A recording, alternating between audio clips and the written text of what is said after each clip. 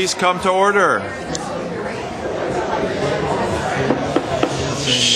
Please curb your enthusiasm for the Glendale City Council. I would like to call to order the August 10th, 2010 meeting of the Glendale City Council. Everyone can have a seat. Let's have the roll call, please. Council members: Draymond. Here. Friedman. Here. Quintero. Here. Weaver. Here. Mayor Najarian. Here. Councilmember Weaver, would you lead us in the flag salute?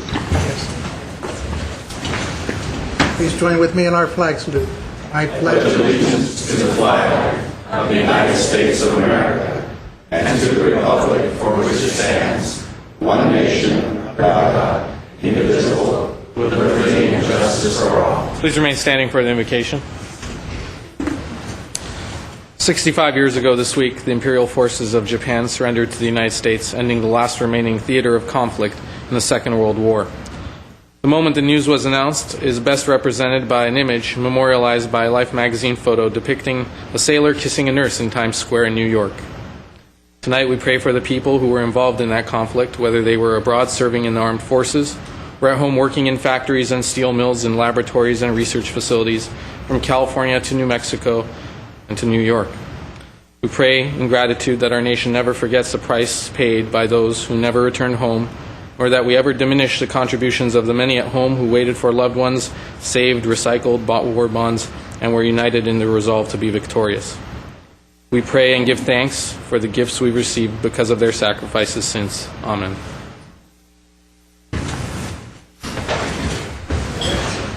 May we have your report, please?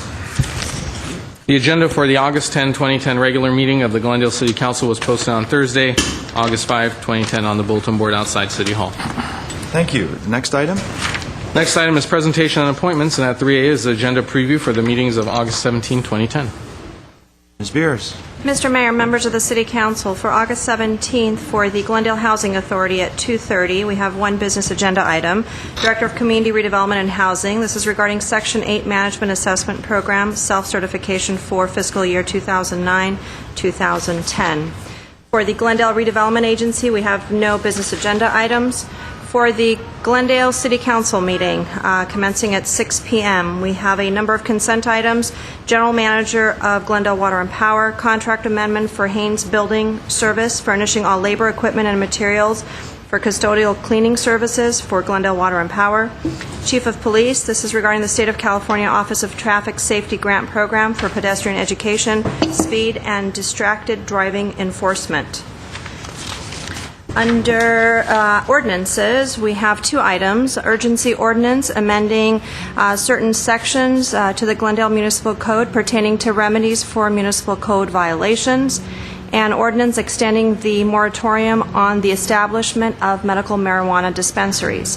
We have a number of action items that evening, two from the City Treasurer's Office. One is the Treasurer's Annual Investment Report, and the other is the City Investment Policy for fiscal year 2010-2011.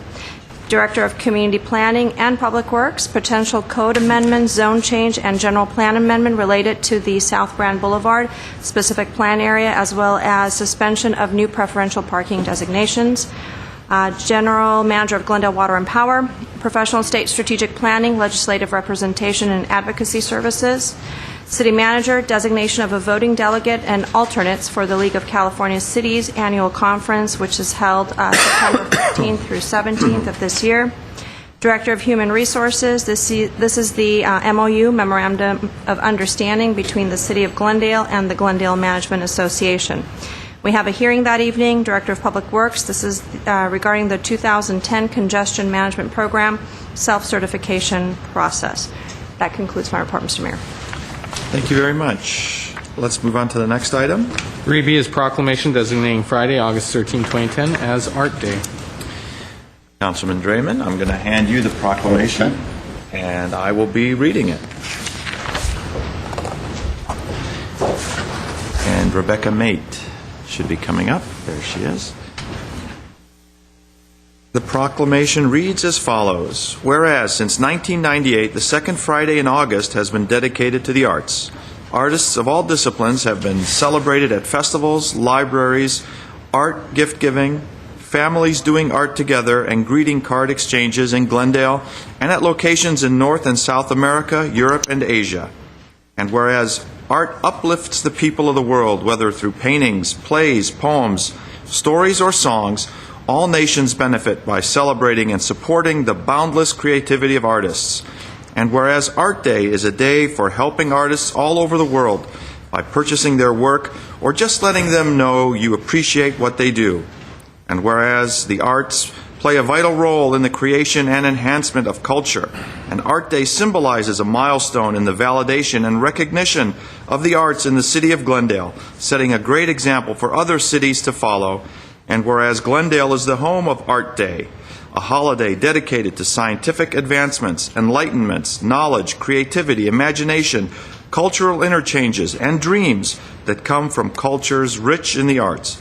Now, therefore, I proclaim Friday, August 13th, 2010 as Art Day and encourage everyone to explore the holiday in a way that celebrates the artists who have made the most impact on them. Thank you. Present this proclamation in written form. Congratulations. Thank you very much. To you. Thank you so much. Congratulations. Thank you. Mr. Mayor, we also understand here in the city of Glendale that amongst all of the other items, you mentioned in your proclamation as to how art benefits our city and our local society. It also, we know, is a great developmental tool, economic developmental tool for our city as well. We thank you for what you do every year. Please say a few words. Yes, of course. My name is Angelika Merens, and I'm a fine artist from Glendale, via Germany. And I like to accept this proclamation. Thank you very much, Mayor. And I'm also a member of the Artists Glendale Association and Artists for Human Rights. So thank you very much. You're welcome. And I'm Becky Mate, founder of Art Day. And this was a great idea to do a proclamation 5 years ago, which was your idea. And for 5 years we've had the proclamation. And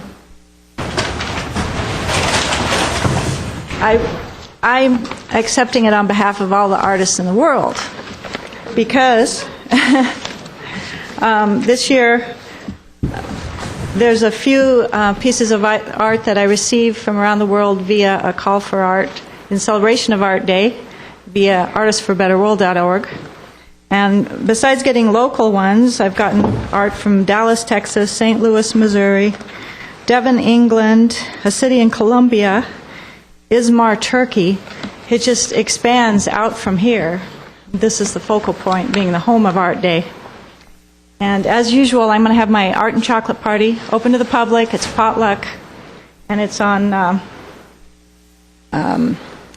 Friday, 2 to 8 p.m. on Lexington Drive. All of you are invited. Anybody's invited.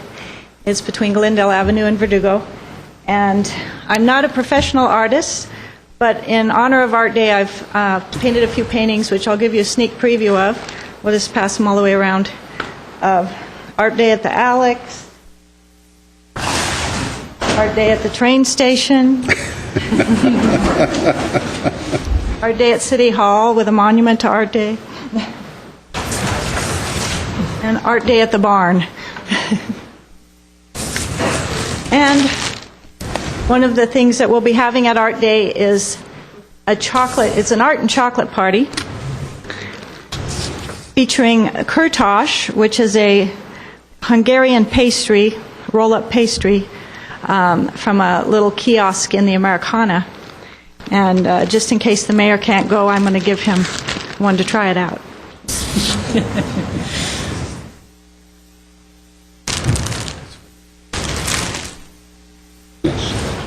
Thank you very much. Thank you very much.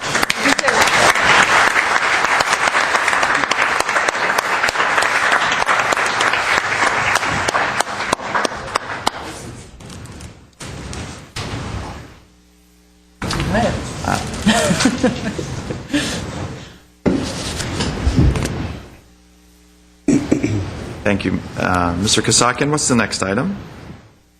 3C is announcement for the National Alliance of Preservation Commissions regarding the Commission Excellence Award presented to the Historic Preservation Commission for its work in bringing historic districts to Glendale.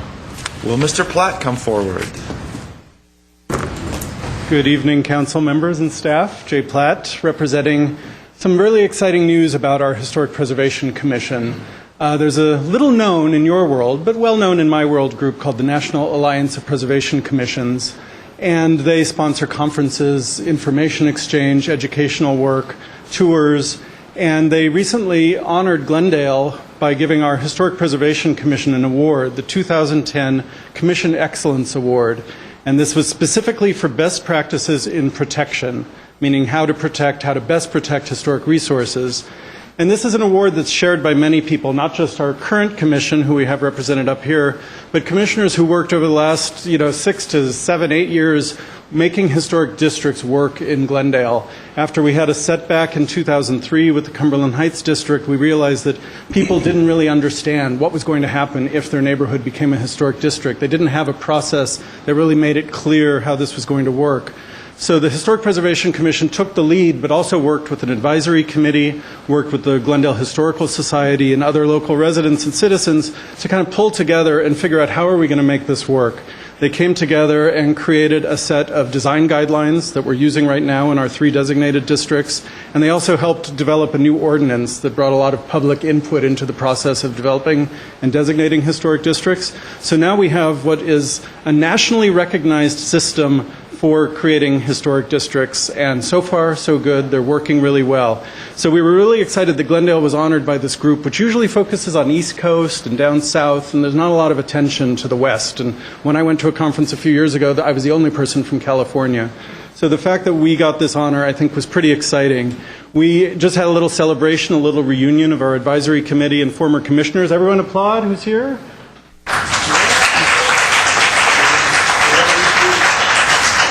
We took the opportunity because these people, since we started designating districts in 2009, or at the end of 2008, we haven't had a chance to bring everyone together and really celebrate the work that was done. So receiving this award helped us do that. Commissioner Vic Mardian, who's currently on the commission, has been involved for many years in this process, actually was able to go to Grand Rapids, Michigan to accept this award. In this day and age, at this point in history, I have to say he did this on his own dime. There was no city money involved in this. So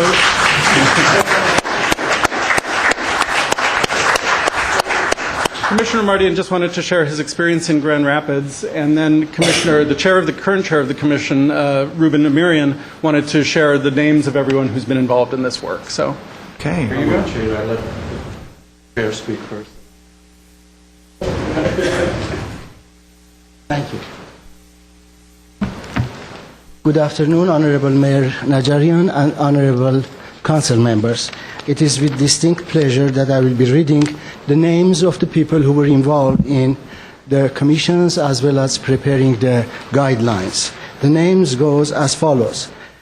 George Adrian, Aram Alajajian, Gio Aliano, Ruben Amirian, Juliet Arroyo, Eric Axen, Vicky Barbieri, Jerry Gragnotti, Richard Dell, Deborah Dentler, Rob Dumit, Tim Foy, Peter Fuad, Vic Gazarian, Douglas Green, Gary Hart, Stephanie Landergan, who was just recently elected to the Council of Fellows of the American Society of Landscape Architects. I just found out right now. John Lecasio, Alan Malekian, Vic Mardian, Sally McAller, Mike Morgan, Bella Neal, Ruby Govanesian, Shelley Owen, Louise Pebbles, Laila Ramirez, Tammy Rayala, Siranush Rusian, Cyrus Sajadian, Desiree Shire, Patty Sylvester, Seda Stepanian, Cindy Tomac, Loma Vartanian, Arlene Vidor, and Elaine Wilkerson. Thank you very much.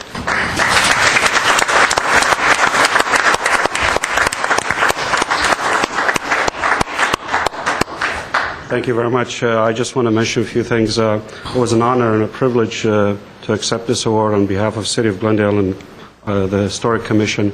I think this was a truly community effort. This goes to them 100%. And I can tell you through the workshops that I took, we are ahead of the game. Our preservation elements are stronger than a lot of cities that I've discussed the issues with. And we keep they were amazed that actually in 6 years we've achieved the historical districts, the ordinance, and from a lot of the parts of the country actually came to me and tell me, you did this all in 6 years. I said, yes, we had a fallout at the beginning, but we pursued it persistently. The community effort was very strong, and this goes to them. Thank you very much.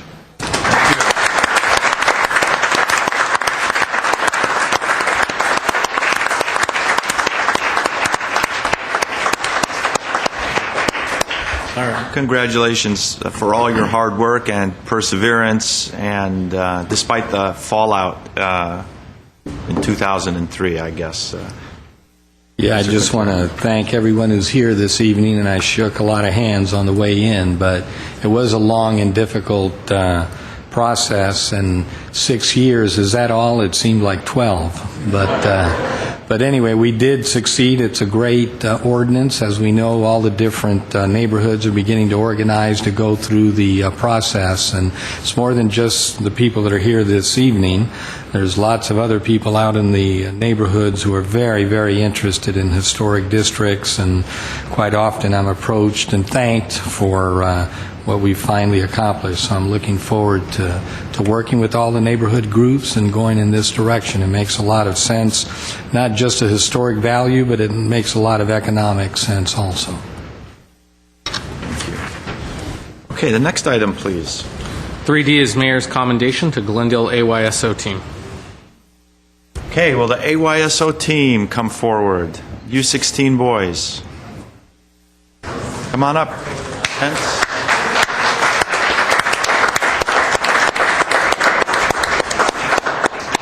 Come up to the microphone.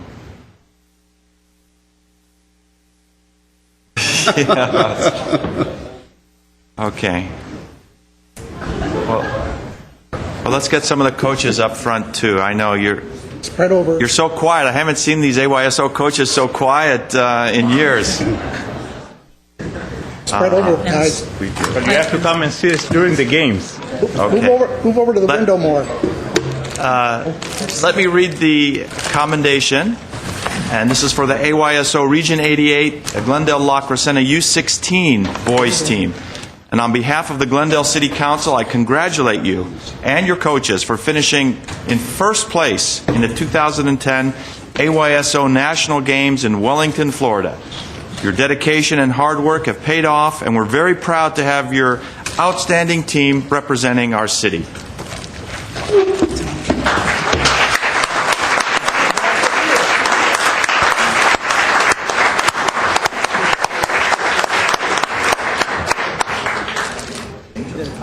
He's the youngest member of the team.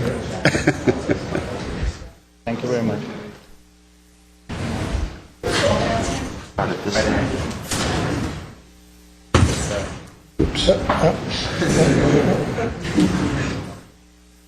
Those are collectors now.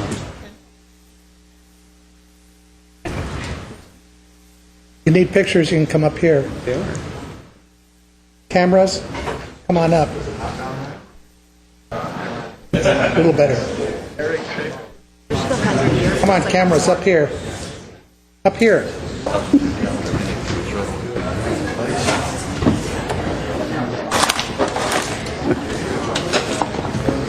Everybody get a shot. Take your time. Want to get up higher? Come on over. Thank you. How's your lifetime? How's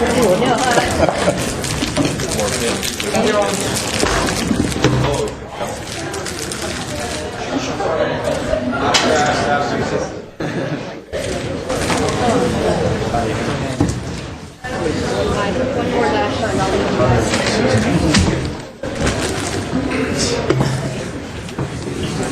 Coach, why don't you have a few words, and then we'd like to have the players introduce themselves and give us their name and where they go to school and favorite team, position, or anything they'd like to.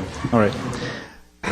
Mayor Najarian, council members, staff, good evening. My name is Serge Grakasian, and along with my fellow coaches, Angel Jaramillo, Tony Friedman, Jeff Parent, and Scott Meyer, I had the pleasure of coaching this team at the AYSO National Games in Wellington, Florida.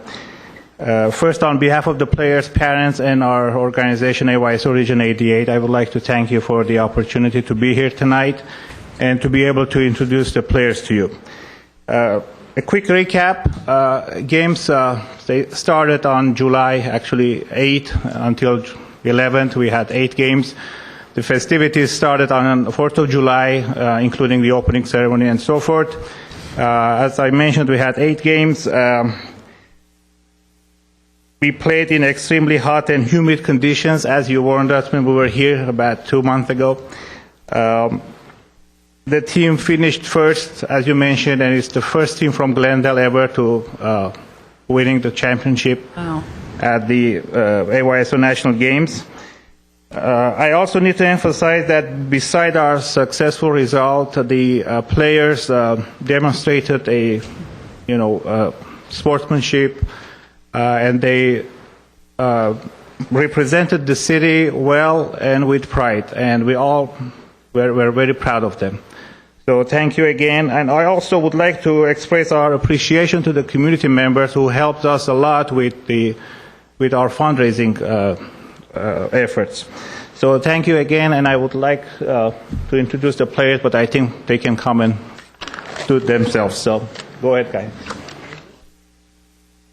Don't be shy. Guys, don't be shy. This is your chance. Hi, I'm Anto Bolokin, and this was a good experience for me, especially with 17 of my good friends. What school? School, Providence High School in Burbank. Hey, next. Speak up, too, when you get to the microphone. It's Hello, I'm Matthew Fernandez. I go to Crescenta Valley High School, and I play stopper or center defense. This was probably one of the best ways to figure out all the cultures in the other states. Because at one point when we played, they put us in random teams, and that just helped us understand the different cultures around the whole country. So it was very nice. It's great. Hello, I'm Justin Meyer. I play left midfield. I go to Caris Christian, and I'd like to thank the coaches for taking us. It was a great experience. Hi, I'm Nick. I go to Village Christian. I play sweeper, and it was just really fun to be able to go with all my friends I've been playing with most of my life, and it was just a really great way to end my AYSO career because it's my last thing to do. So yeah. Hi, I'm Angel Jaramillo, and I play midfield, and I go to Beverly Hills High. And I want to thank all the parents and coaches who made this thing possible with the fundraising and everything.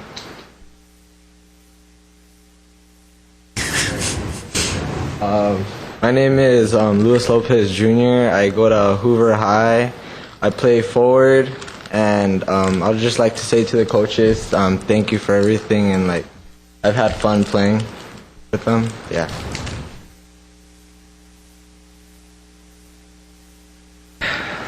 My name is Osman Ariana. I go to Robert Fulton College Prep. I play lefty, and I have to say it was a good experience on and off the field. That was good. That was good. My name is Chris Martinez. That was good. My name is Chris Martinez. I go to John F. Kennedy High School, and I just want to thank everyone that made this possible. Hi, I'm Michael Shanazarians. I attend Crescenta Valley High School, and I play midfield, and I'd like to thank the coaches and the parents for their support.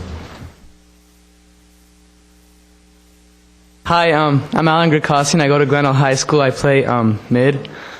And I want to thank the coaches, but really my dad, because he had to go through a lot.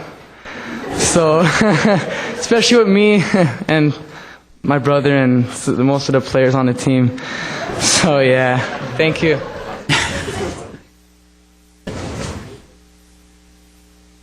I'm Yuri Oriana. I go to Robert Fulton College Prep. I'm just really thankful for this experience. Hi, my name is Pablo Sotillo, and I play forward, and I go to CV High School. And I'd like to thank the coaches, but personally Tony, for keeping us in line every night. Yeah, what's the joke there? Hi, I'm Eric Trejo, and I played midfield and forward. And it was a really good experience with all the jokes we made on and off the field. And I'd like to thank the coaches and parents for everything. Hi, my name is Ryan Damashki. I go to CV High School. I play defense, and it was a great experience for me, and I learned a lot from it. Hi, my name is Marisa Medina. I play forward, and I just want to thank the coaches and the parents for making this possible. It's an experience I'm never going to forget. Hi, I'm Andrew Friedman. I go to Loyola High School. I play defense and midfield. I'd just like to thank everyone who helped us get to Florida, because I'm never gonna forget this. Hi, my name is Pablo Hernandez. I go to CV High School. I play midfield, and I want to thank all the parents, all the coaches, everyone who put in their efforts to help us go to Florida, and all my teammates that supported each other on the field. Thank you.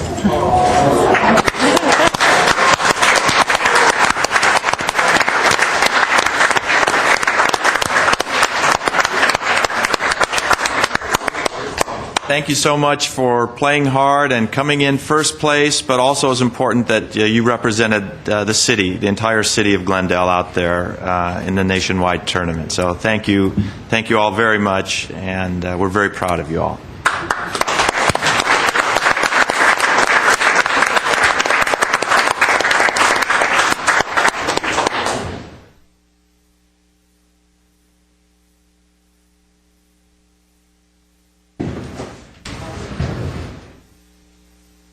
You can't. Yeah. They're all going to stay? No, I didn't think so. Time for dinner.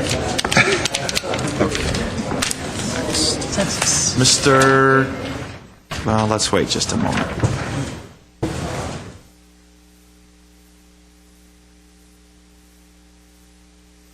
Not anybody's here for the action items. Travel in a crowd. Mr. Kasakian, what's the next item? At 3 is presentation by Census Bureau of a certificate of appreciation and a plaque thanking the city for its cooperation and participation in the 2010 census.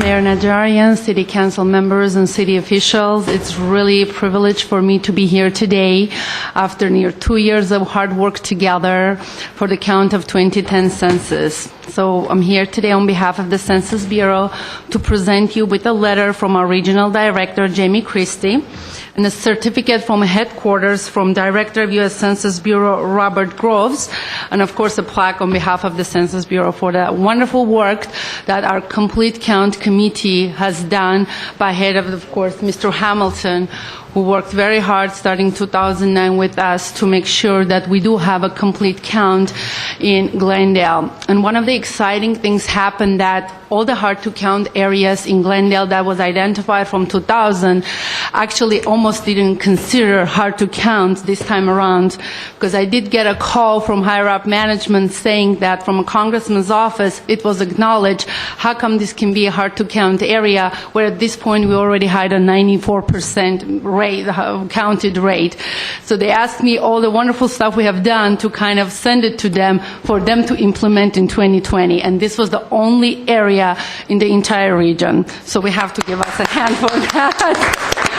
It was really amazing feeling. And it was so beautiful to see our community coming together, our community-based organization, faith-based leaders, schools, to really teach public the importance of the census and how beneficial it's going to be for the next 10 years for them. And after that, it was much easier to see the results, because Glendale, as of April, ranked 75% mailback rate, which will increase by September when we get the update. A national average was 72, so we were even higher than that. So I'm hoping we'll reach near 80%. But as far as the count, we did reach at the Census Bureau 100% count by going after knocking the doors and calling them, interviewing the neighbors. So we should definitely see the results next year around February. The states will receive the numbers members for the distribution of the funding and also redistricting. I just really want to read the letter from Jamie Christie, who really, really appreciated all the efforts and events that was put in together, which he joined in March 20th, one of our events, and he was very impressed. Dear partner, thank you for partnering with the U.S. Census Bureau to achieve a complete and accurate census count in 2010. Conducting the decennial census is a massive and vitally important undertaking, one which the Census Bureau could only accomplish with the help and support of partners like you. We appreciate the time and resources of the organization in helping to ensure a successful 2010 census. Your commitment to motivate the public to complete and return the census form will have a lasting impact. As a census partner, you can take pride in knowing that your organization helps ensure the communities you serve are accurately represented in Congress and eligible for the funding needed for important community programs, services, and facilities. The 2010 census data will help your organization, community, and government make strategically and fiscally sound decisions to spur and sustain economic development and growth and improve the quality of life in every neighborhood. Once again, thank you for your contributions to the 2010 census efforts. We value your partnership and look forward to continue opportunities to work together in the future. Thank you again from everyone at the Census Bureau. Thank you. So, great work. Do you have a number for us? How many people live in Glendale? No, not yet. Ben, give us your best estimate. I mean, We're taking a, we have a pool going on. Again, it's just an estimate. Please don't quote me, around 210,000, I believe. But again, the final numbers we won't know until the president will get all those numbers end of December, and after that it will be released to the states. Okay. Yes. So, yeah, I have a question. So in Sure. February, we'll have the overall numbers. Will we also have other breakdowns in terms of income, et cetera? As far as income, no, because the decennial was not asking that question this time around. It's the American Community Survey, again done by the Census Bureau. That's what we encourage for public to continue this education to our public so they continuously answer to the other surveys, because we do more than a dozen surveys every year. It's an ongoing process. 2.5% of Glendale gets tested, sampled every month. Okay, so we encourage them to answer those surveys. That's how you get the information from the American Community Survey, which has been created to take over the long form. What will we have in February then? You said there'll be some data released. It's just a number. The state will have the number, so based on that, they will do the redistricting, decide the number of congressmen, Okay, so and just the also the numbers. funding. Yes, that's what mainly the decennial's purpose is. And how about when would the city have access to other data? Actually, the city might have before public, but that's going to be more towards probably 2011, because at the end of this year is the administration. February, just the states get that, and public will have that information in spring of 2012. Cities might get a little before that. Well, that's very good. Keep us posted. Yeah, As and soon if you as just get come those- down to receive this and Oh, take I a have a picture, plaque. that'll be great honor, please. Thank you. Can help. Are you going to send this to the president? Yes, I am. We're all knows over that we were here. Thank you very much. Mayor Congratulations. Thank you.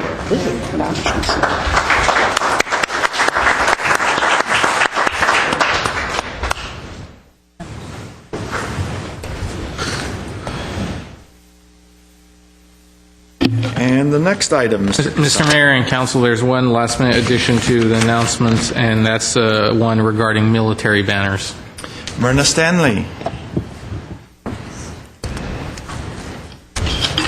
Good evening, Mr. Mayor and council members. Myrna Stanley, Verdugo Woodlands Homeowners Association. About 3 to 4 weeks ago, I reported that our Homeowners Association would be hosting a fundraiser for the Hometown Hero banners that are hanging on Glendale Avenue. And we held it. It was a lot of fun, I think, on July 24th. And I want to thank council members Quintero and Friedman for attending. I appreciate that.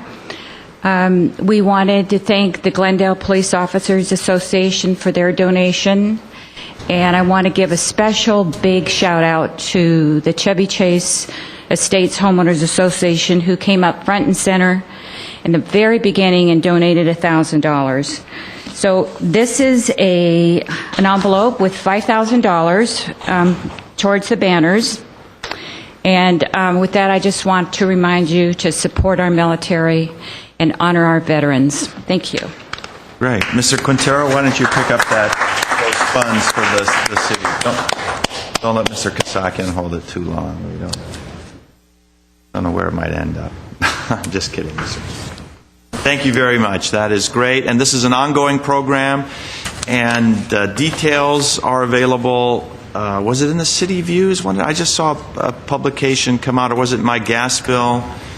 I remember reading it somewhere about the on the website. I had something, a hard copy as well, but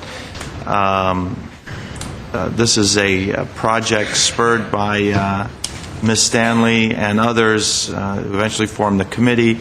And as you see around town, we have banners honoring our hometown heroes. Mr. Draymond. Next item. Oh, sorry. Okay. Thank you very much for your hard work. Can I just... Yes. I just want to once again thank Ms. Stanley for everything that she's done on behalf of this effort and the veterans. She opened her home. She organized this huge fundraiser. She had hundreds of people show up in her backyard, all over her yard, and it's really a labor of love for her, and the whole community appreciates it. So thank you. Yeah, I also want to thank her.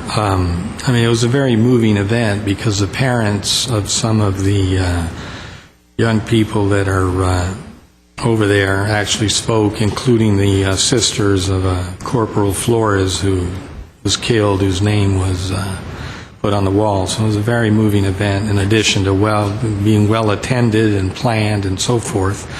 But actually the event, there's a check here from the Verdugo Woodlands.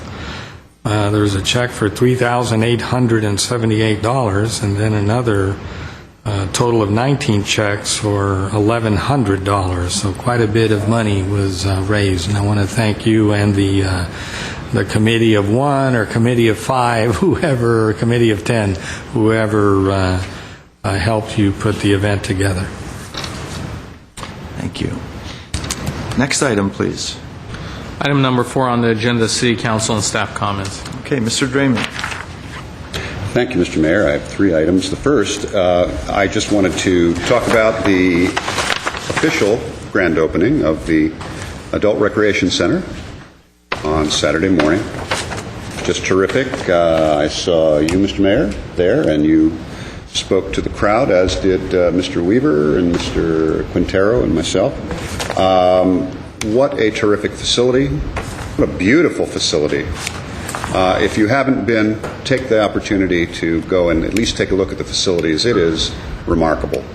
Very proud to be a part of a council that finally delivered on this long-standing promise, and it is a terrific facility. Lots of very happy people. I mean, how many people would you say were there? I mean, it was packed. Just packed. People there enjoying each other, enjoying the facilities.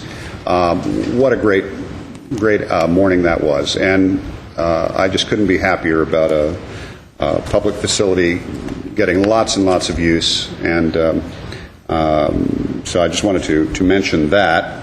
2 other items. One, I hope we have found a solution to, and the other I want to raise. I've been getting a number of contacts, and I don't know, I assume whenever we get these, I also assume all my colleagues get the same emails about the intersection there at Concord and Fairmont, and some weeks back, I had raised the issue here at Council and asked Mr. Zern to please look at it. We had a number of accidents there, and it has to do with the restriping of the lanes and the signage and all that. And I want to know if we get a little update on that. So I know that we have taken some steps to fix that. Mr. Mayor, members of the council, Councilmember Draymond, we did, when you originally brought it to my attention, we had traffic engineers go out and we did some restriping at that point, channelization as we call it. Upon this, after this last weekend, I had the traffic engineers go out again. We made today some additional pavement markings that better clarify the left. What's happening here is people are getting what's called trapped in a lane that they're not quite given advance notice that they can't get out of, and then they make an attempt to get out of, and it can be kind of messy.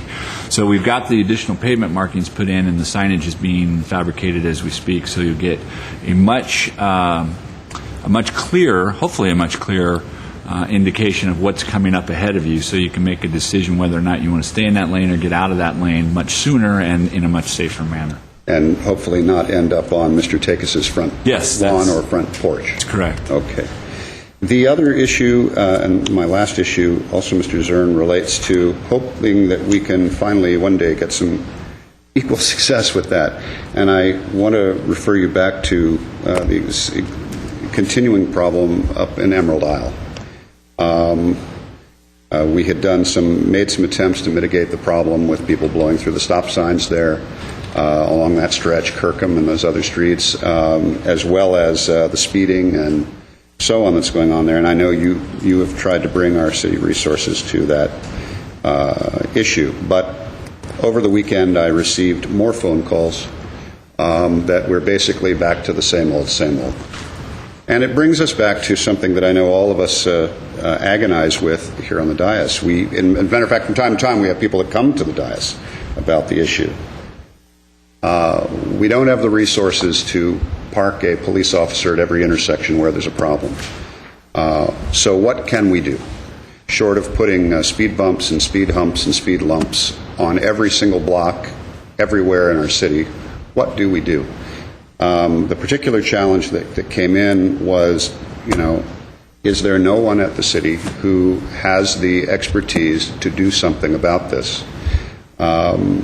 It's by all estimates a really bad area. I've been up there several times myself, as you know, Mr. Zern, to just observe, and it's terrible, terrible. We've put cameras up there, we've put enhanced enforcement up there, and it serves a temporary mitigation, but once we ultimately have to remove those, we're back to square one. What do we do? Mr. Mayor, members of the council, Councilmember Draymond, as you mentioned, we went through what I was hoping would be a series of measures that would help deter the speeding.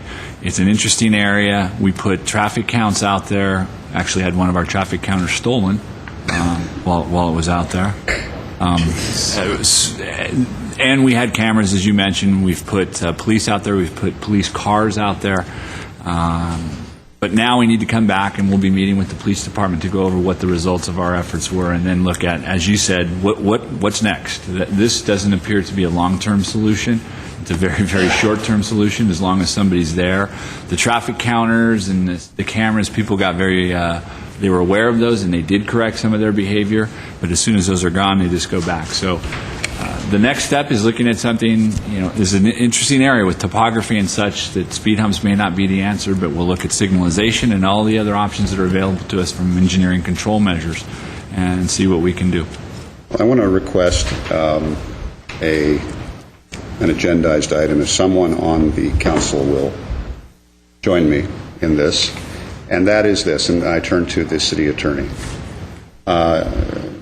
I know a number of people believe, myself probably one of them, that one of the only ways we're going to gain compliance to some degree, not just with this area, but a number of areas, is if we look at how we are finding people. And I know there are limits to what we can do legally. My question is, are we there yet? And can we increase the fines to a point where it matters when somebody is ticketed for speeding or running stop signs there? This is for the people that live in that area and in many other areas of the city, whether it's Emerald Isle or whether it's Spar Heights or Ross Moyne or Chevy Chase or Adams on Adams. It's like a freeway out there. If you're looking for concurrence from another council member, Yes. I would love to see an item that comes in about the speeding and safety problem in general. and looking at all avenues. I know this has been discussed, before, but looking not only at enforcement but in engineering, on looking at particular roads around the city that can go on road diets, where we can make them safer for pedestrians and other people who use the road, and do what we can to slow the traffic down. Okay. Thank you. Mr. Weaver, then Ms. Friedman. Yeah, comment on the Adult Recreation Center. Remember, adults. It's not the senior recreation center, it's adults. So anybody over, 21 is considered an adult. You ought to go down there, at least use the weight room, if nothing else. It was great, but the one thing I noticed in going through it, which really frustrated me, and I had heard something about it before, there were no televisions at all. Of course, we're in litigation with Charter Communication, but Charter Communications refused to drop any lines into the Adult Recreation Center. So anybody using the facility has no advantage of watching any sort of TV unless it's a DVD playing. And they won't drop one into the emergency center here at City Hall. And I get enough comments from people complaining about their picture from Charter Communication. Used to have an excellent relationship with Charter, and it's now like they don't give a darn what happens in this city that they're trying to serve. And I wish Charter would wake up and at least drop lines into those two locations, which serve a great number of the people in the city, and our emergency center, which we need desperately. Well, maybe Charter's listening for a change and will listen to us. They cut you off 10 minutes ago, Mr. I figure that. Shouldn't have wasted my voice. Thank you. Ms. Friedman. For those of you who watch council regularly, may have noticed that we weren't here last week at 6 o'clock. A lot of you probably were out participating in National Night Out. I was out. I know Mr. Quintero was. I think we were all out running around. I put on my schedule, 10 stops, and I made it to 5. So I was a little overambitious. But there was so much going on. I pulled up to the first one, and there was a crowd of about 50 people just behind someone's house on Kenneth Road. And it was really exceptional to see neighbors come out and meet each other, and people opened their own private homes for these meetings. They were able to interact with the police department, with members of the community, with council members. Some neighbors told me that they hadn't met everyone on their block, and this was a great time to do that. So I want to thank all the homeowners associations, all the homeowners, the police department, fire department, all the city officials who were involved, and all the members of the public that made this happen. And it's my hope that we take this not just as a one night a year event, but as something that we continue and really live throughout the year, keeping an eye on our blocks, keeping an eye on our neighbors. If there's neighbors that are vulnerable, that are elderly or sick, that we make sure that we check on them and really get to know what's going on in our neighborhoods, and get out from behind those TV sets and out onto your blocks and into your communities, walking and bicycling and doing all of the things that make a neighborhood great. Thank you, Mr. Mayor. Thank you. Mr. Quintero. Yeah, I'll start with neighborhood night out, National Night Out. It was a great event. I started at Pacific Park. I want to thank Miss Solis and Margaret Hammond. They really put together, and all of the other people that participated. I know the Peace Vigil people were there. It was really, really busy. That whole area was just filled with families and interacting with the police, etc. So it turned out really well. That was true at Adams Square. The same way, the little park there was packed. So the police have done a great job of handling this throughout the years. And the fact that we're now in multiple locations, up in Ross Moyne, Nibley Park, the same way. I've never seen that many people in Nibley Park, actually. It was super, super busy. Ross Moyne homeowners kind of coordinated that, so they did a great job.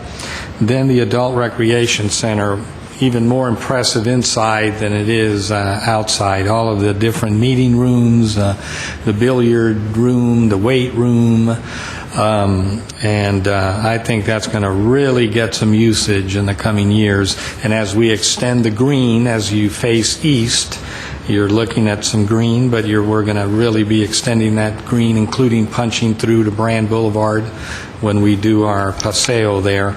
It's going to just be a beautiful part of the city, a place to walk to hang out, to shop, to do whatever. And then let me just close by publicly challenging Mr. Dave Weaver to a bench press contest as well as a military press contest. So we will, you saw the weight room, Mr. Weaver. I saw There's no excuse. So in the coming months, we'll update you on the Okay, sir. on the competition. Remember, I'm older than you. I'll spot you some pounds on that. That's good. That's good. Thank you, Mr. Mayor. Mr. Mayor, could I just add one additional thing on Mr. Quintero said? I asked staff when they finish the green, how much more space will be green? Because we've been criticized for not creating more open space. Turns out, Cope told me it was something between 13 and 17,000 additional square feet of green open space. So instead of getting smaller, it's getting bigger. That's what we promised to do, and we did it. So, thank you.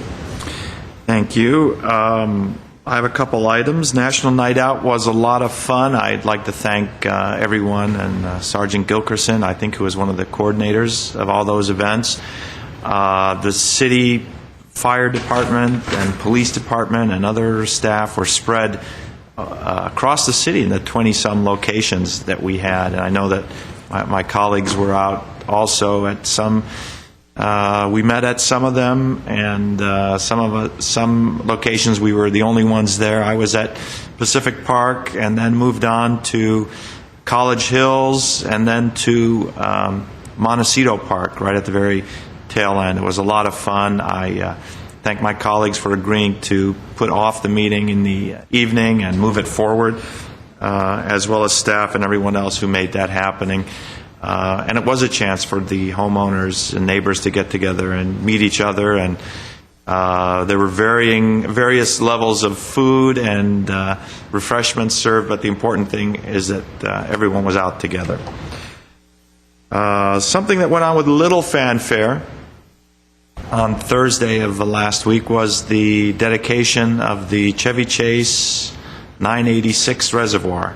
Finally, after all the construction and the floods that tore out some of the landscaping and the threats of litigation, we finally dedicated that, and it's filled with 11 feet of water.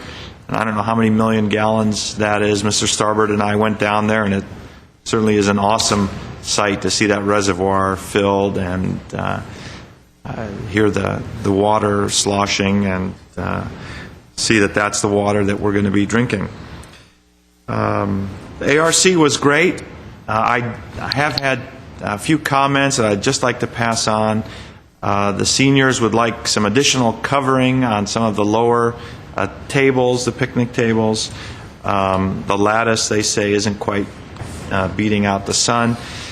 And they'd like more of the rooms open to play cards. There's quite a card club going out there, and they'd like more access to the cards, as well as a more clear schedule as to when the rooms are occupied. I know there's a young gentleman named Sevon, or Sevog, that's handling all of that. But in general, it was a fantastic opening, and the seniors were very excited and very energetic as they were doing the bench presses and all the other. They've got a great billiards room in there, too. I'm not kidding, about 4 or 5 billiard tables, and everyone's staying very active. So good luck, and let's keep those programs going.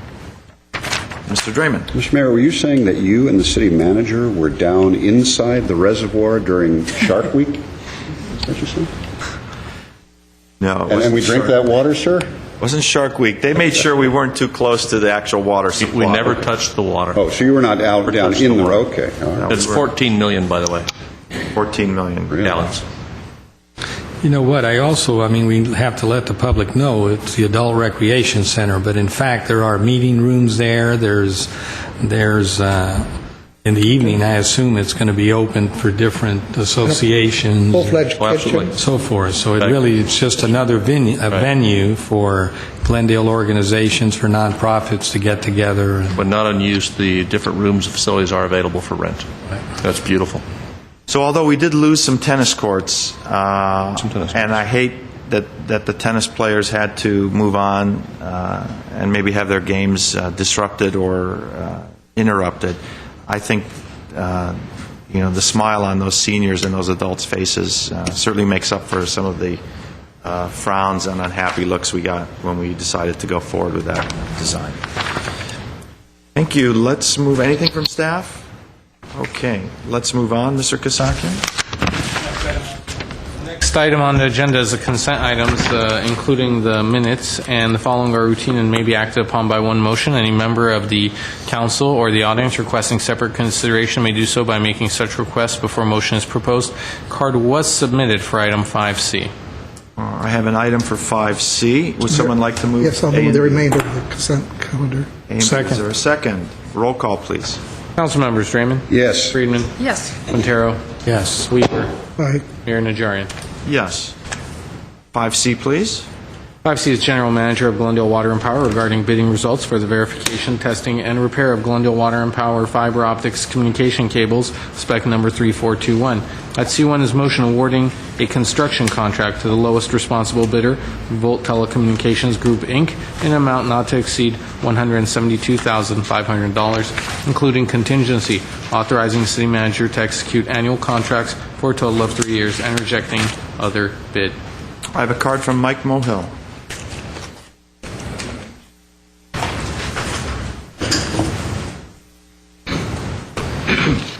Good evening, Mayor Najarian and council members.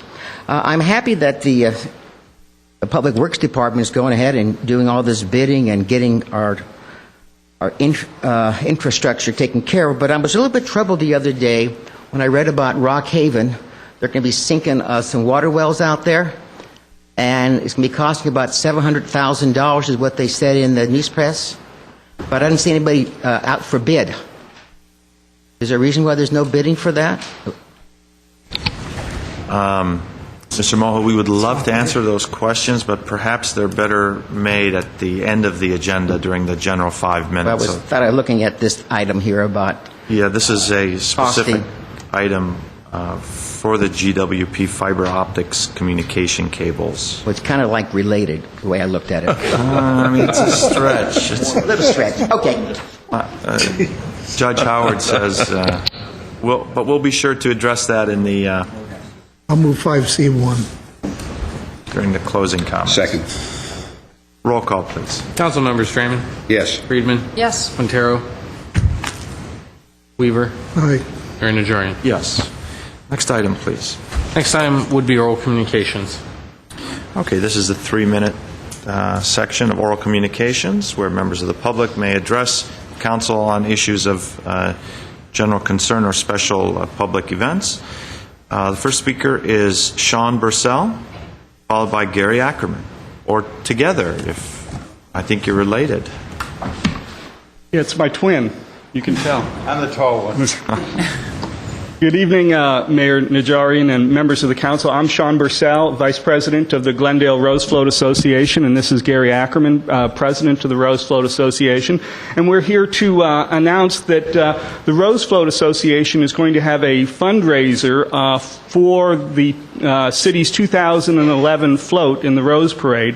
And our fundraiser is called Say Cheese and Wine, and it will be held on September 26th, Sunday, September 26th, from 5 to 8 p.m. at the Friendship Garden and Japanese Tea House in Glendale's Brand Park. And we're going to have wine and cheese. Tickets are $35 a head.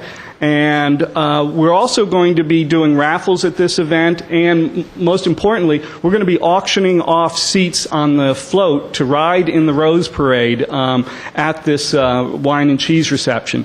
As I say, it's $35 per person, and people who are interested in Purchasing a ticket can go online, and there's a slide on the screen that gives the URL, www.glendale-rosefloat.org, and there's a button on the front page that takes you to a place that gives you all the information about purchasing tickets. Mr. Ackerman. You all look like fine connoisseurs of wine, as opposed to my friends down on Main Street. The Rose Float does this as a fundraiser so that we can give our contribution to the city to offset the cost to the float. And we would appreciate you and any of the other members of the community to come out and participate in this. And it should be a great time. We're going to have good prizes. We're going to auction off rides on the float. That's quite an experience for anyone that's ever done it, and we appreciate your cooperation and support. Thank you.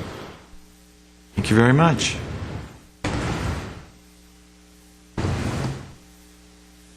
Excellent. Certainly. I don't have any other cards for this portion of oral communications. Let's move on, Mr. Kasakian.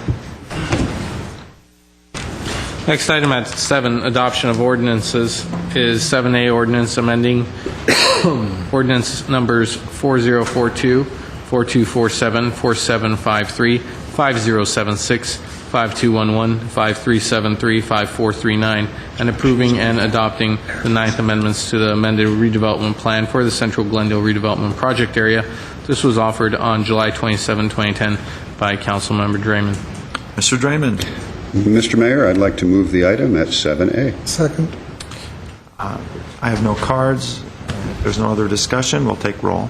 Councilmembers Draymond. Yes. Friedman. Yes. Quintero. Yes. Weaver. Aye. Mayor Najarian. Yes. Next item, please. Action items at 8A is City Attorney regarding amendments to the Glendale Municipal Code pertaining to the remedies for municipal code violations. At 8A1 is an urgency ordinance for introduction, amending Section 1.20.010 and adding Section 1.20.030 to the Glendale Municipal Code. This is for introduction. Mr. Howard, would you like to give us just a encapsulation as to what we're... Mr. Mayor, members of council, I'll turn to Chief Assistant City Attorney Michael Garcia for the staff report on this item. Thank you, Mr. Howard, Mr. Mayor, members of council. The item before you is an amendment to the code to specifically put in the code the provision for injunctive relief for municipal code violations. There is a case that authorizes or provides cities with a rebuttable presumption in the event that the code specifically has injunctive relief. We have, in a number of occasions in the past, since I've been here and before, actually sought and obtained injunctions because we have the authority to do so under state law. This just clarifies our ability to do so, and we request that the code be amended to allow that. Okay, Mr. Quintero. I will happily introduce the ordinance at 8A1 if anyone wants to make any comments. Otherwise... Well, I'll second it. Oh, you're going to introduce it, don't Yeah, you? You don't need any assistance. I'm happy to introduce it. We've needed this for a while. It is introduced. Next item, please. Mr. Mayor and Council, the next item at 9A is City Attorney regarding extension of a moratorium prohibiting the establishment of medical marijuana dispensaries. At 9A1 is a motion to issue and accept the report. And 9A2 is an ordinance for introduction extending the moratorium on the establishment of medical marijuana dispensaries for a period of 1 year. Thank you. Mr. Howard? Yes, Mr. Mayor, members of council, I'd suggest you open a public hearing, and then we'll provide you with a brief staff report, and then request that you adopt the report and issue it as yours, and consider the introduction of this urgency ordinance to extend the moratorium on medical marijuana dispensaries. I will open the public hearing. Mr. Mayor, members of council, this is a request to extend the current moratorium on the prohibition against establishing medical marijuana dispensaries in the city of Glendale. Back in September of 2009, the City Council enacted a moratorium which was within 45 days extended. Currently, the state of the law relative to the city's ability to regulate medical marijuana dispensaries is in a state of flux. We are awaiting an opinion from the California Court of Appeal involving Qualified Patients Association versus the City of Anaheim. The law continues to be developed, that there is tension between both federal law and state law. In addition, there's currently Proposition 19, which could also alter the landscape come November, depending on whether it is passed by the electorate, related to the personal use of medical marijuana and the ability of the cities to regulate that. Again, should that initiative be passed in November. All in all, while the police department and the city attorney's office have been looking on both on their own and at studies of secondary effects caused by medical marijuana dispensaries that have been established in other communities, and those studies continue, given the fact that the laws in a state of flux, that we don't know at this point in time how far the courts are going to go to allow cities to either regulate or ban, should that be the case. I'm not suggesting that the city council, unless you want to do that at some future time, consider regulating or banning altogether medical marijuana dispensaries. But until such time as we have some certainty in the law, the recommendation of our office and the police department is to extend the moratorium so we don't run into the problems that some cities have, and probably the most notable example is the city of Los Angeles, where the medical marijuana dispensaries began to proliferate both with and without permits, to the point where the city then had to take action to try to scale that back, and they're still doing that now, involving medical marijuana dispensaries. While there are certainly arguments for not regulating them at all, at this point, we are not suggesting we get into that debate, other than to just extend the moratorium for up to another year. I'm available to answer any questions. The staff report, by the way, should you choose to do so, can be adopted and issued as your report, and will become essentially your report as required under state law. And if we don't accept the staff report, we get to make our own report? Well, you're supposed to issue a report, and You want to write take it? the staff. I think we'll go with the certainly staff. if you notice anything that needs explanation or desire to add more information to the staff report, we can certainly look at doing something to that. And an additional 1 year is the maximum moratorium that we may invoke? Correct. Under state law, we follow the provisions of state law when it comes to land use moratoriums, and we are now at the last and final opportunity to extend that by up to 1 year. And a successful passage of Prop 19 may make this moot. I don't think it will make it moot. Certainly there'll be a lot of litigation that'll be spawned as a result of Proposition 19 if it's adopted. Proposition 19, as drafted, allows for cities to do two things, and again, it'll be subject to much debate and certainly litigation. It does, by its terms, provide that cities may regulate a number of the aspects of the sale, transport, and use of marijuana within certain parameters. It also permits cities to tax marijuana through appropriate mechanisms, usually by a vote. Those will have to be fleshed out, assuming that measure passes, but it does provide for certain regulatory provisions for cities. So at this point in time, we just don't know what the impacts of Proposition 19 will be vis-a-vis the Compassionate Use Act, which has spawned litigation now relating to medical marijuana dispensaries. Okay. I do have a speaker wishing to address Council, Margaret Hammond.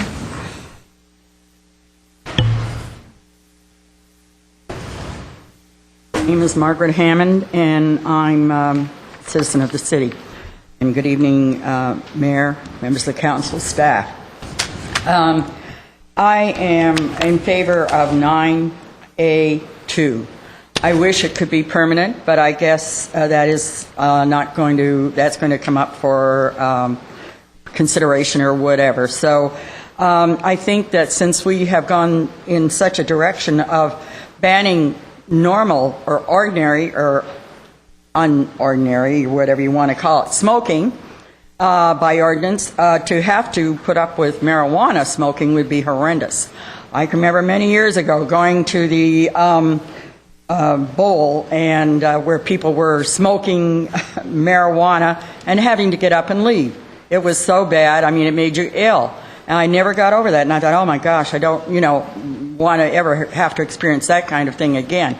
So any thought of having marijuana smoking being legal, I mean, if they were being allowed to smoke anywhere, what the heck's the use of having a smoking ordinance then? I know you're going to get all kinds of people, oh, well, it's for health, it's for whatever, fine. But what about the rest of us that have to suffer, like we did, the effects of secondhand smoking? It's unbelievable that it still goes on. People just don't get the message. But therefore, I'm very definitely in favor of the 9A2. Thank you very much. Thank you. I don't have any other cards. Public hearing. Close the public hearing. I will close the public hearing. Mr. Weaver. So I'd like to move 9A1 with a comment to Margaret and others. As I said before, my family used to go to all the Raider games at the Coliseum. Boy, the prevailing smoke coming up to the top row was marijuana. Raider fans really knew how to do it. What row were your seats, Mr. Weaver? Top row. My poor kids had to sit through that. They were some rough games. Thank you. So you moved 9A1. And did you move? Oh, the other's introductions. They need to be taken separately. Actions. One requires a full vote, the other is just for introduction. Is there a second then for 9A1? Second. Roll call, please. Councilmembers Draymond? Yes. Friedman? Yes. Quintero? Yes. Weaver? Aye. Mayor Najarian? Yes. Mr. Mayor, then I'll introduce the ordinance at 9A2. It is so introduced. Thank you. Next item, please. Mr. Mayor and Council, we now return to oral communication. Discussion is limited time, is not part of this agenda. Each speaker is allowed 5 minutes. Council may question or respond to speaker, but there will be no debate or decision. And City Manager may refer the matter to the appropriate department for an investigation and a report. Margaret Hammond, followed by Richard Lieboff. Good evening again, Your Mayor, Your Honor, and members of the council, staff, and audience. Number one, my name is Margaret Hammond. I'm sure I've said that. But anyway, one of the things that I have in the past been involved in is the showers for military moms. And they had the shower again. And as a matter of fact, Mayor's mother has often helped us out with gifts, handmade baby things. But I don't know how many of you watched the CBs yesterday coming home to Pendleton, and some of the mums that were there, they said, I think there were 15 newborn babies and within the year, and some of those mums were recipients of the shower gifts that we collected in here in Glendale and down in my friend where they live. She lives down in Lake Forest. The other thing I want to say is about the troop gifts, and I didn't bring my list. I do have them in the car, and I'm going to be bringing them and handing them out to everybody. I took down a carload of things last week, 2 weeks ago, to the American Legion in Newport Beach, and I have more, including gifts from people at the city. Matter of fact, this morning I got a phone call at 7 o'clock, and it was from one of the employees in the city, and he brought me a gift of deodorants and a lot of magazines, male magazines. I mean, like sports magazines, not. Good job, Margaret. Okay, I'm not allowed to take those. So anyway, I do want to thank you all who have been so wonderful. The boys really appreciate it, and the gifts that I got, particularly from the one Elise at the youth group on Central. Was a wonderful gift that they will of energy bars, and they love those energy bars. The troops really like those. The other thing that I want to bring up and say is that I think we should be very grateful to people like Herb Milano and Mike Mohill and Phil and Mr. Phil Pott, who come forward and keep the city aware you're aware of what's going on, but the citizens in the city aren't. And look at where that ended up in Bell, because those poor people just didn't pay attention, and there's people right here in our city that when subjects are brought up, well, I never heard that. Well, where have you been? Do you live in an igloo somewhere in Alaska? And all the things that go on. So we do need to have people come forward and speak up. And I think it's worthwhile, and if they're willing to get up and take the whatever, the bric-a-brac and so forth, they're to be admired. And many people are now saying we're very fortunate that we do have citizens that are willing to get up and say this is wrong or that's wrong or it needs to be looked into and so forth. There's lots of right things about Glendale. I'm not saying they're all wrong. No, we got lots of good things in Glendale. But we can always have improvements. So I really feel that we do owe them a vote of thanks for coming forward. Some of the people in Bell are going to lose their homes. Those poor people that work 2 and 3 jobs are going to lose their homes because of the taxes on their homes that they'll now cannot pay.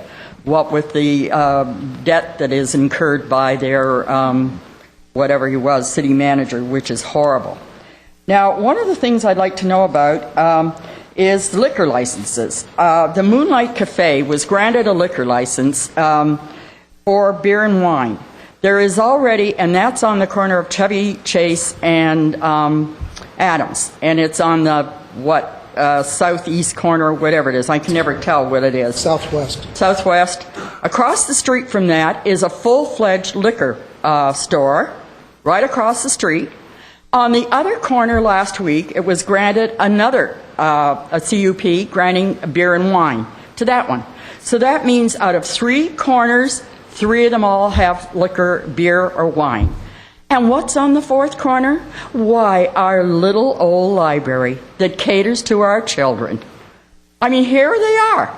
It wouldn't be allowed anywhere else in the city of Glendale. It wouldn't be allowed across the street from the library, from the mini park, less than a block away, and a block from that up the street is Edison, is the school. Come on, that is ridiculous. 3 liquor places selling liquor and beer and wine, all within a few feet of a public library.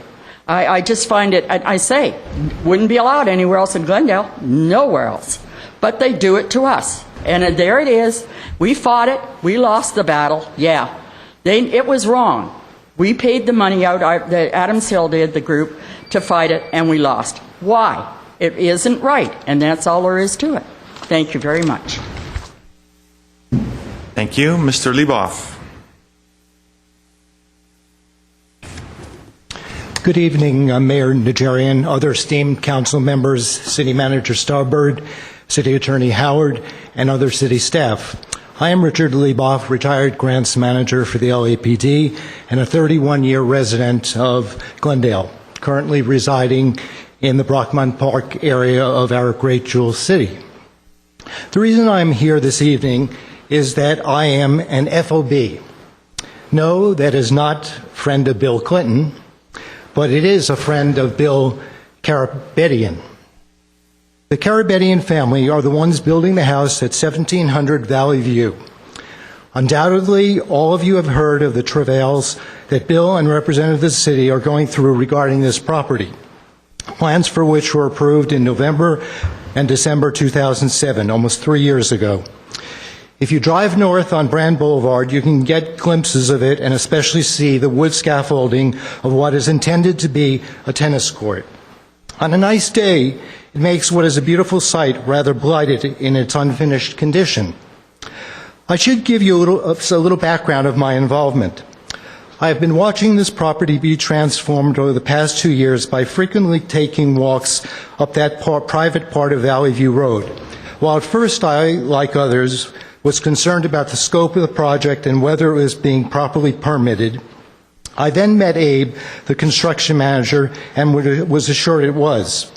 More recently, I met Bill and learned what the city was putting him and his family through. In the past weeks, I reviewed the plans in the city's permit office and have spoken to several key persons regarding this project. As I am sure you know, Bill has been notified of the revocation of the tennis court and pool permits and is expected, unless reversed, to return these areas of the property back to their original condition. To avoid the costs of any unnecessary litigation in these troubled economic times, I would urge that the Council direct the appropriate city representatives to meet with Bill Carabedian and resolve this matter. To me, the handwriting is on the wall that the city cannot possibly win in this matter. From my discussions with Bill, he is a very amiable and reasonable person who would gladly comply with whatever is asked of him and who would rather not be forced to litigate in what he now considers his city. If one takes the time to review this project and consider that 17+ inspections have been conducted on this project, there is no way that anyone could conclude that the city is free of responsibility for what went perhaps awry in regard to this project. The city's change in its organizational structure and now integration of planning, building and safety, design review and zoning speak volumes of why this predicament has arisen.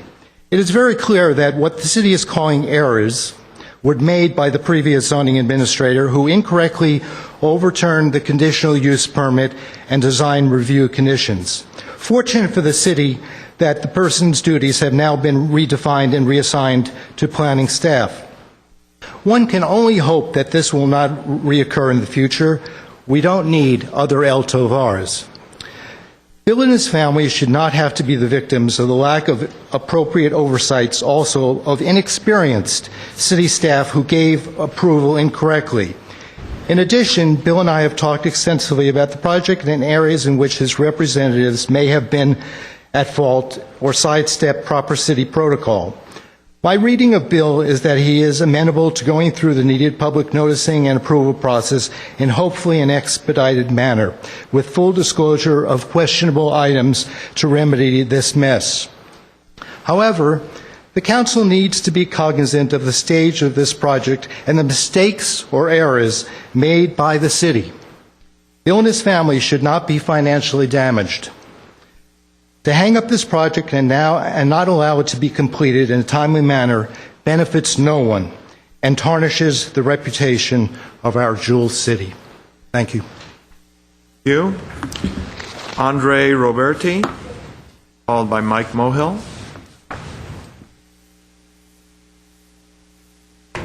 City Council. Sorry for being underdressed. My question is, I live on Verdugo Circle for the last 25 years, and about 6 years ago, I planted a little tabibuya tree, a yellow little tree that creates a little cluster of yellow flower. On Honolulu, they have a lot of those. And somehow, I went away this week and then come back, and the tree is gone. They removed my tree, and they planted another tree in its place. Why is that happen? I was never consulted, nothing. The tree is gone. Yet when I planted a tree, I called the city, and the lady sent me a list of what the tree could be planted on the parkway, and that was one of them. And the reason why I planted that tree is because it's very drought resistant. And I really wonder why that tree is gone.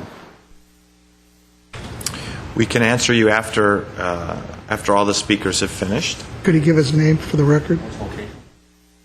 Can you name again? Please state your name for the record. Andre Roberti. I have his information. Andreroberty. Thank you. Thank you. If you'd like to, if that's your only item, and you sit down, then we'll address that. There's one more speaker behind you, and we can address that. I've already given your card to our Public Works Director. Mr. Mohill.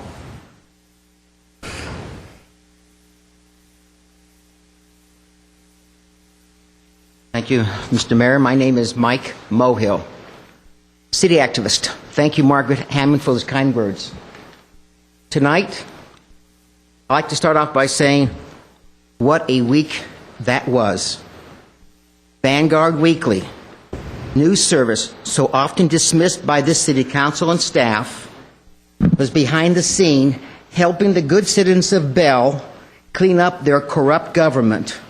Vanguard was also in communication with the county and state district attorney's offices, not to mention the state controller's office. Today, the League of Managers is up in the Sacramento doing damage control. Public safety unions in Glendale are acting no differently than the government officials of the city of Bell. Unions act like corporate executives who profit from city contracts and then grease the palms of the city council. Just ask our fire chief and the union bosses if we have major fires or crises every day of the week. For example, last time I was before the council, I told council members I requested my local fire station to perform an inspection of my property. A fire truck and 4 firefighters came to my house. Why? In the years past, only 1 firefighter came to my house to do the same inspection.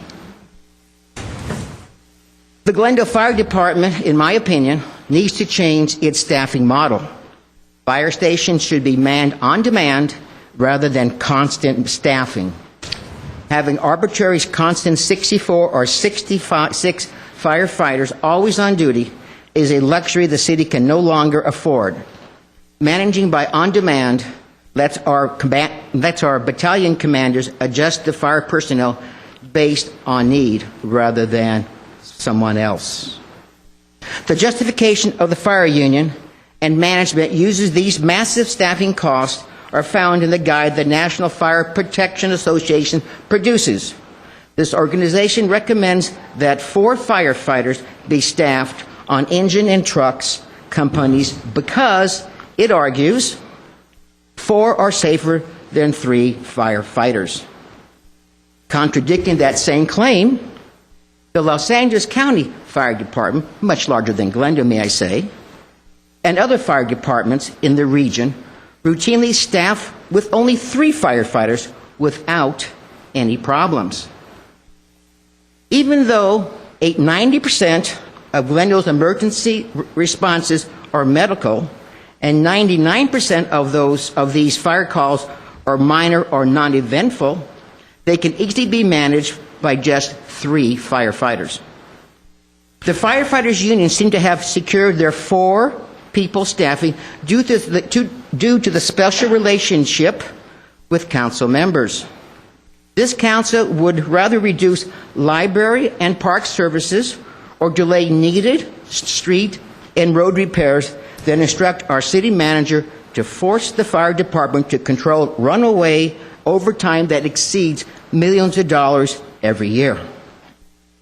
Former council candidate Bruce Philpott studied these issues for many years and was convinced enormous cost savings could be found in safe and prudent fire staffing by building reserves programs too, more akin to the police department. Staffing of fire resources cannot be set solely by the fire department because both management and the union have vested financial interest. What is needed now and more than ever is to have a citizen group examine the issues based upon actual data and report back to their findings and recommendations. The City of Bell shows a local government can go amok. City council members, city manager, assistant city manager, and police chief. No accountability, no oversight, or transparency was performed by government official, and the voters, much like in the city of Glendale, trusted their elected official as they were too busy to get involved. Thank you. Thank you. I have no other cards for oral communications. Are there any comments for the speakers, to the speakers? I have a question.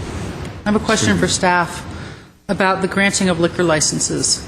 While I know for a fact that nobody's picking on South Glendale or Ms. Hammond's neighborhood, I am curious what the process is and whether we do have any kind of a regulation about distances from parks, distances from libraries, what the policy is, and do we really have a situation where we have 3 corners, 3 of which have liquor licenses and 1 that's a library? I know that the Moonlight does, which is a restaurant, but what are the other ones, and what's the process, and what's the If I may, Mr. Mayor, I'll discuss the planning review process, and the city attorney or certainly the police can say more about other things. Definitely one of the criteria that a review authority, whether it's a hearing officer or the planning commission, in this case it was the planning commission as an appeal body that reviewed the case that Ms. Hammond referred to, they can take into account those issues. However, there is no strict prohibition of serving beer and wine or liquor, for that matter, at a restaurant because it's close to a school or a library. However, and one of the things that we do is that we contact the police department and we get any kind of data that we can give to the hearing authority and see if that should be of any concern, and the hearing authority can do with it what they determine after they have had the deliberations or the considerations that have been presented to them. Mr. Howard? Mr. Mayor, members of council, Councilmember Freeman, let me add to that as well. There are provisions that we look at both with CUPs and the ABC as well when they're issuing a license under state law of over-concentration based upon census tract. And I know, for example, the police department will provide that data to the hearing officer, in this case would be the planning commission, when they're looking at a CUP, so that based upon the type of license that's being requested, if it's an on-sale beer and wine type of a license, or if it's a off-premises retail license, for example, they'll be looked at in terms of over-concentration. In addition, they will look at the relationship to those licensees and locations of schools, libraries, and churches as well. And those are all factored in the CUP. I can't say for certain what the ABC looks at, and I'm sure a member of our police department, and possibly Lieutenant Davey, can provide some more details on that. But I know for CUP, for example, they do have to make specialized findings related to the issue of over-concentration. A good example of that is in the findings that you considered this afternoon for the retail sales establishment, Bevmo. In those findings, you had very specific findings related to over-concentration and the analysis that was done on the number of off-sale retail liquor licenses that have been issued within the census tract that Bevmo is going into. So in the example that Ms. Hammond brought up, I know that the Moonlight restaurant, which is controversial and went through a very lengthy hearing recently. What are the other ones that she referred to? Do you know offhand what the latest one was? I don't remember offhand about the other two, and if there was a relationship or whether or not that was actually considered by the hearing authority. Okay, well, I'd be curious if someone can just get me the information. We could do that. We can. Thank you. Any other comments? I have a comment from Margaret. Boy, I needed you this afternoon, Margaret. I needed some indignation about liquor stores proliferating, but where are you, Margaret? Where are you? When I need you. I spoke before about it. Okay. When there were 17 licenses used in Americana. Okay. Did you need her help there, by the way? Yeah. The other comment is, in light of this Bell scandal, what we've heard from the public is, boy, it's sure great that they held this council's feet to the fire, and they held this city manager's feet to the fire, and they held this police chief's feet to the fire. And boy, we would have been running wild if it wasn't for people like Vanguard or others who I don't want to single out individually. But recently, I have had a couple comments from individuals who walk up and actually thank me and ask that I extend their thanks to this council and the councils before us and to the city manager for being responsible fiscally. Because I think what Bell highlights is what happens when you have individuals and you elect individuals who are not responsible, who put their own personal gain ahead of the city and above the residents of the city. And that is certainly not what we have here. None of us are putting any of our personal gains ahead of the city. Many of us come to this job and they pay a high price in terms of with their family issues, with their own personal professions. And I think, I really appreciated those remarks from those two individuals. So I do. I want to, if no one has thanked you, colleagues, I want to thank you because I certainly see the difference between responsible and we disagree, boy. I mean, there's no doubt about that. We have our issues, but the core ethics and the core morality that we have as a council, I think, is something that should be pointed out. And not that we're asking to be feted in any way, but I think the individuals sitting up here, all of us, not just the electeds, really display that sort of integrity that any city should hold valuable in their civic leaders. Mayor? Just Mr. Weaver. like that, let's see, the city is 104 years old. I never remember anything even remotely approaching the city of Bell in 104 years. So not only this council, but all the councils in the past have built this city to what you see today. And according to a survey that was done 4 or 5 years ago, when asked what they thought of this city, over 93% said it was a great city to live in. So I think we're doing okay. Ms. Friedman. Yeah, I was debating whether to say anything about, what's happening to that city to the south of us.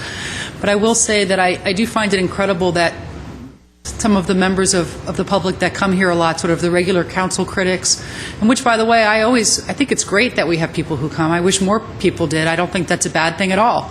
I don't think we have anything to hide. I know we don't, and so it's good to have people here. I like to see that. But for some of those people to try to take credit for what's happening in Bell right now, I find a little bit amazing. Let's give credit where credit's due. The situation in Bell was uncovered by the LA Times. And thank goodness that Los Angeles still has a newspaper that has enough resources to do that kind of work, because they're going out of business. They're folding fast around the country. And losing the legitimate press would be a huge blow to this area. And I'm thankful that we have the Glendale News Press here, which is a part of the LA Times. Something that I can't help but point out that's ironic is that the very same people that have been brought up tonight, sort of the council critics, have, since I've been paying attention, which has been several years, been trashing the LA Times and the Glendale News Press as not being part of their agenda. Well, I think we have a lot to thank with the legitimate press, with their fact-checking, their reporters, their investigative journalism, and I hope that they continue to do that, and I hope that they continue to watch us and to watch our city government, as I hope the public does. And what happened in Bell is a complete betrayal of the public trust, and it's a horrible thing for democracy. It's a horrible thing for the county, for Los Angeles, and it should never happen again. And so it's a warning for everyone out there to always be vigilant. And unfortunately, these things happen. But I guess I'm an optimist or naive, but I do believe that most people in government are really trying to do the right thing. I think civil servants are, most people running for office are, and I still encourage people to have faith in the political process and in the system. And I hope to see more people getting engaged and more people coming here and, telling us their thoughts. Thanks. Thank you. Mr. Starbird. Mr. Mayor, last follow-up item, the gentleman with the Parkway tree. I know we don't have an answer for him this evening, but Steve Zurin will follow up first thing tomorrow and find out what that situation is. That's for Mr. Rupert. Let's just make sure we have his contact information. Yeah, he's got it. Card, okay. Thank you. Okay. New business. Mr. Quintero, do you have some new business to move? Yes, I do. I move that the city manager is hereby authorized to submit to the County of Los Angeles a request to remove tax defaulted property which has been noticed for sale in the city of Glendale, including the payment of a fee therefor. The property is more particularly described as assessor parcel numbers 5607-024-014, 5630-023-003 and 5654-025-012.